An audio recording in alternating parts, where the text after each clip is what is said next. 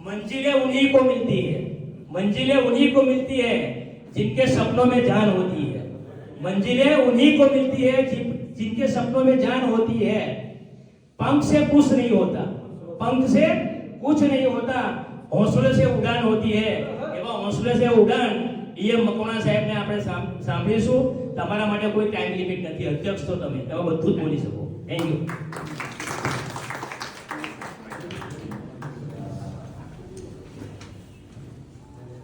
ભાષણ આપવું એ મારો વિષય નથી.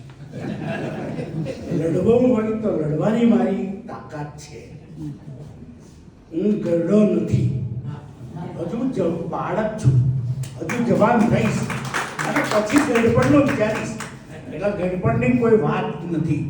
તમે મારી કુટુંબ છો. મેં 33 વર્ષ સુધી નોકરી તમારી સાથે કરી છે.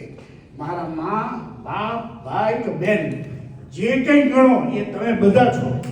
હું એટલે આ પરિવારને મળવા માટે આવ્યો છું, એને ભાષણ આપવા માટે નથી આવ્યો.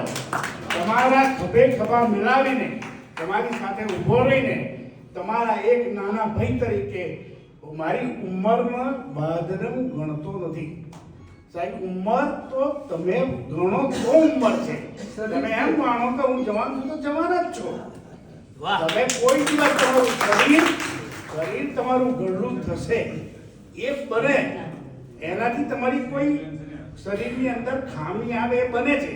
આંખો જાય, હાથ પગ દુખે, પણ તમારું જો મન જો મજબૂત હશે તો કોઈ દિવસ તમે પાછા પડવાના નથી. હું 1965માં 67 રૂપિયામાં કારકુન તરીકે જોડે અને ત્યારે મને એક વ્યક્તિએ કહ્યું કે તમારે ઓફિસર બનવાનું છે. અને તે ઘડીએ મેં નક્કી કર્યું કે મારે ઓફિસર બનવું છે. તો જે 67 રૂપિયાના કારકુનમાંથી મેં BA કર્યું, MA કર્યું, LLB કર્યું, ઓટોમોબાઈલ કર્યું અને હું RTO છું. પણ ત્યાર પછી જોઈન્ટ ડાયરેક્ટર બી થયો.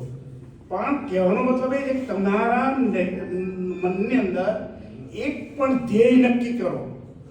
તમે નમાવા નથી, તમારામાં છે. જે પરમાત્માએ તમારી કોઈ નાત નથી, તમારો કોઈ ધર્મ નથી. તમે એક પરમાત્માએ બનાવેલા દરેકને તમને બનાવ્યા છે, મને બનાવ્યા છે અને બનાવ્યા. એનો ધર્મ અલગ હશે, એની જાત અલગ હશે, પણ બનાવનાર માલિક એક છે. એનો મતલબ એ થયો તમે હું સંબંધી છીએ. તમારો મારો સંબંધ છે અને આજનો નહીં. તમે પેદા થયા ત્યારથી ને મરશો ત્યાર પછી પણ તમારો રહેવાનો છે.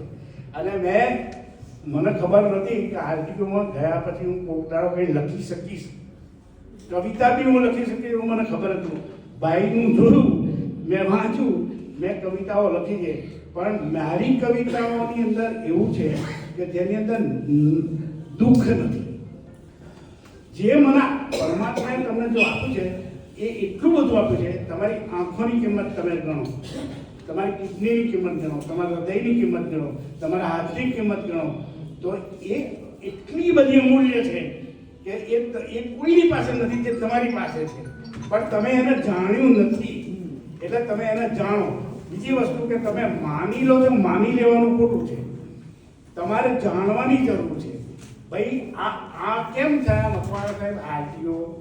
તો એણે મહેનત કરી. તો તમારે મહેનત કરવાની જરૂર છે. તમે એ કરો તો તમે પહોંચી શકો એમ છો, નથી પહોંચી શકો એમ નહીં. સાહેબ, તમારા બાળકો હશે તો એમનેથી તમે કહો કે તમે જિંદગીમાં એક ધ્યેય નક્કી કરો કે મારે આ કરવું છે. અને કરશો તો 100% તમે પહોંચશો. એક પગલું તમે માનશો તો 100 પગલાં તમારા પરમાત્મા તમારી સામે આવશે અને તમે કરી શકશો. એટલે જિંદગીની અંદર તમે નમાલા છો જ નહીં. અને તમે ગરડા છે ને, કોણ કહે છે તમે ગયેલા? હા, કરે 5 વર્ષનો માણસ મરી જાય છે અને 100 વર્ષ 10 વર્ષનો જીવે છે. એમ કે મરવાની વાત ખોટી છે, તમે ગેડાની વાત જ ખોટી છે. હા, તમે તમારી જાતના માનો તો તમે ગેડા છો. સાહેબ, તમારે બેહી રહેવું છે, કામ કરવું નથી. તમને એ લાગે છે. હું તો મારી દીકરી છે એને બી કહું છું કે બેટા હજુ તો બાળક છો, તું જવાન થવા દે, મને 1-2 લગ્ન કરવા દે, પછી શું એ પ્રમાણે મેં લખવાનું શરૂ આખું હિમાલયનું ફર્યો, 12 જ્યોતિર્લિંગ કર્યા, 4 ધામ યાત્રા કરી, જુવાની બધું કરી લીધું. હવે મારે પણ મારે રહ્યું નથી કશું કરવાનું નહીં, જે કરવાનું હતું બધું કરી લીધું.